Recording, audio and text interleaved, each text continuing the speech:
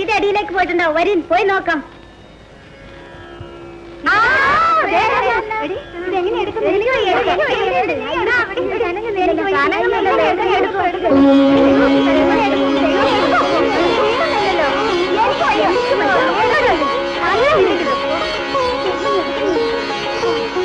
എനിക്ക് വയ്യ, എനിക്ക് വയ്യ, ഒരു രക്ഷയില്ല.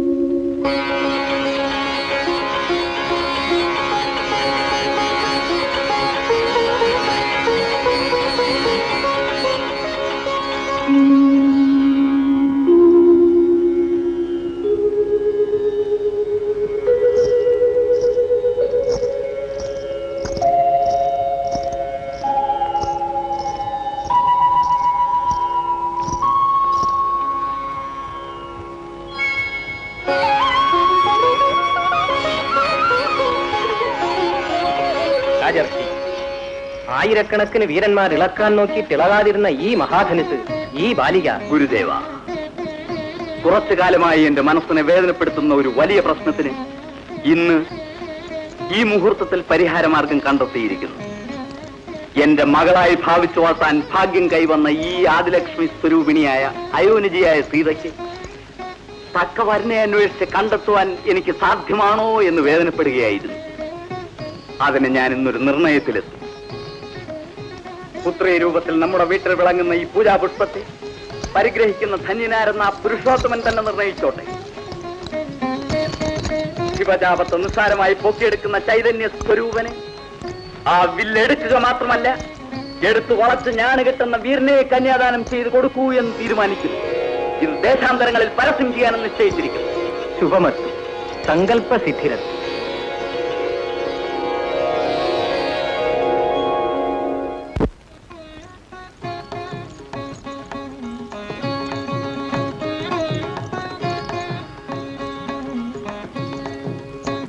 വത്സ രാമചന്ദ്ര, അനന്തപ്രഭാവനും ശാശ്വതനും നിത്യനാശരഹിതനുമായ ബ്രഹ്മദേവന്റെ മാനസപുത്രനായി മരീചി അവതരിച്ചു.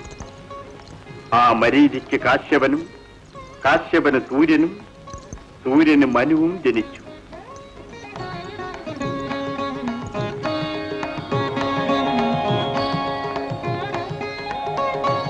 അദ്ദേഹത്തിന്റെ കുമാരനായിരുന്നു വൈവസ്വതമൻ.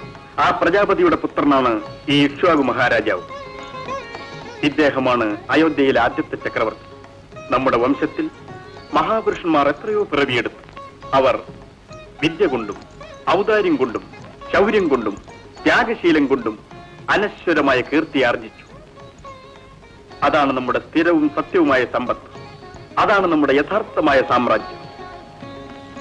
ഇദ്ദേഹം സകര ചക്രവർത്തി, ഹാലാഹല തുല്യമായ വിഷത്തെ അതിജീവിച്ച് ജന്മമെടുത്ത സകരൻ എന്ന സാർത്ഥകനാമം ധരിച്ചയാണ്.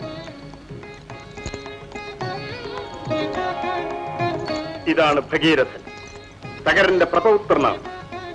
തന്റെ പിതാമകന്മാർക്ക് സൽഗതി കൈവരുത്താൻ ഗംഗാനദിയെ ഭൂമിയിലേക്ക് എത്തിക്കാൻ പ്രയത്നിച്ച അതുല്യ കാര്യദീക്ഷാദക്ഷനാണ്.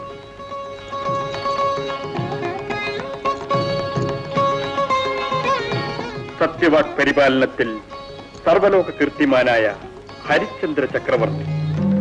വിശ്വാമിത്ര മഹർഷിക്ക് നൽകിയ വാക്കുപാലിക്കാൻ തന്റെ സർവസ്വവും വെടിഞ്ഞ് കാട്ടിലേക്ക് പോയി. താലി കെട്ടിയ ഭാര്യയെയും ഏകപുത്രനെയും വെടിയാൻ പോലും മടിച്ചില്ല. സർവകാലത്തും സർവാവസ്ഥകളിലും നമുക്ക് വഴികാട്ടിയ വെളിച്ചം സത്യമാണ് മകനെ. തിരുമേനി, വിശ്വാമിത്ര മഹർഷി വന്നു.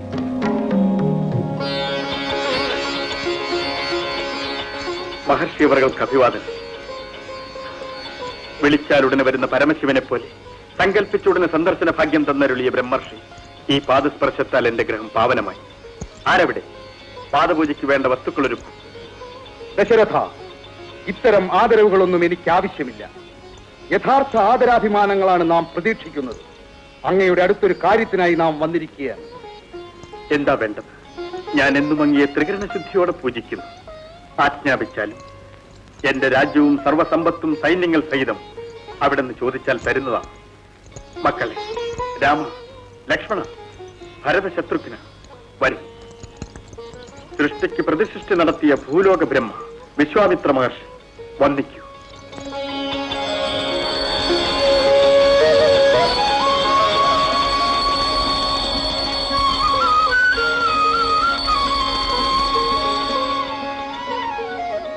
കല്യാണമസ്തു, ജയോസ്തു, ദീർഘായുരസ്തു.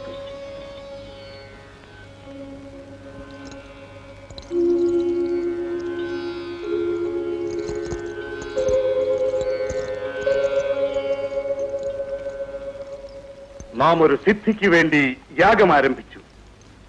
മാരീജൻ, സുബാഹു എന്ന രാക്ഷസർ രണ്ടുപേർ വീണ്ടും വീണ്ടും ആ യാഗത്തെ വിഘ്നപ്പെടുത്തി എന്നെ ദ്രോഹിച്ചുകൊണ്ടിരിക്കുകയാണ്. യാഗദീക്ഷയിലിരിക്കുന്ന നാം കോപിച്ചുകൂടാ, ശപിച്ചുകൂടാ. എന്തൊരപചാരം! ആജ്ഞാപിക്കും മുനീന്ദ്ര.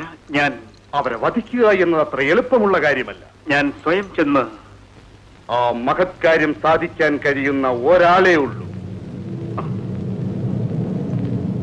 ചിരഞ്ജീവി രാമൻ. രാമനോ? സ്വാമി, പ്രായം തികയാത്ത പൈതൽ, മുൻപിൻ തിരിയാത്ത ബാലൻ, അസ്ത്രവിദ്യ എന്നല്ല ഒന്നും തന്നെ പൂർത്തിയാക്കി കഴിഞ്ഞിട്ടില്ല. എന്റെ രാമൻ കാട്ടിലേക്ക് വരണം, രാക്ഷസരോട് പോരാടണമോ? ദശരഥ, എന്നെ യുക്തായുക്ത വിഷയങ്ങൾ പഠിപ്പിക്കാൻ വരികയാണ്. മുനീന്ദ്ര, കണ്ണിനെ ഇമ വിട്ടകന്നുവെന്ന് വരാം. രാമനെ വിട്ട് ക്ഷണനേരം ഈ ദശരഥന് അകന്നിരിക്കാൻ പ്രയാസമുണ്ട്. കാത്തിരുന്നു വാർദ്ധക്യത്തിൽ കിട്ടിയ വരപ്രസാദം.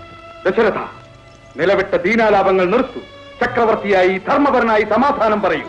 എന്നെ അനുസരിക്കൂ. മഹർഷി, മാരീജ, സുബാഹുക്കൾ ത്രിലോക കണ്ടകനായ രാവണന്റെ ദൂതരാണ്. അമിത ബലശാലികളാണ്. മായായുദ്ധത്തിൽ വിരുദ്ധന്മാരാണ്. അവരുടെ മുന്നിൽ പശുവാണ് എന്റെ രാമൻ. അയോധ്യയിലെ സമസ്ത അക്ഷൗഹിണി സൈന്യവുമായി എന്റെ സാമന്തന്മാരോടുകൂടി വന്ന് ഞാൻ ചോദിക്കുന്നത് രാമനെയാണ്. അതെനിക്ക് സാധ്യമല്ല.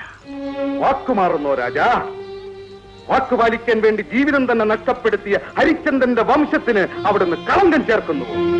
ഇതുവരെയും അവിടുന്ന് പുത്രർക്ക് പറഞ്ഞു കൊടുത്ത ധർമ്മപാഠങ്ങൾ ഇത്ര വേഗം മറന്നോ? നിങ്ങളെപ്പോലുള്ള പാപികളുടെ അടുത്ത് നിൽക്കുന്നുകൂടെ പാപമാണ്. ഭംഗിയെ അവിടുന്ന് സപരിവാരം, സസുഖം ചിരകാലം വർത്തിച്ചു.